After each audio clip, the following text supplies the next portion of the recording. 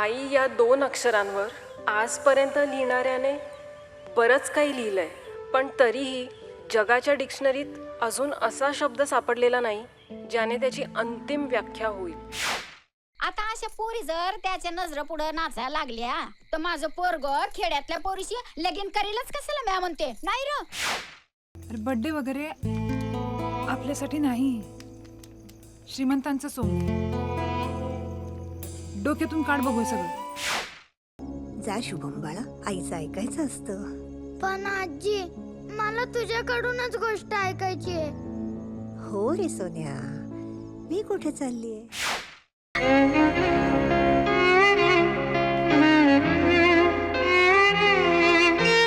आताच डाउनलोड करा अल्ट्रा झकास मराठी OTT ॲप.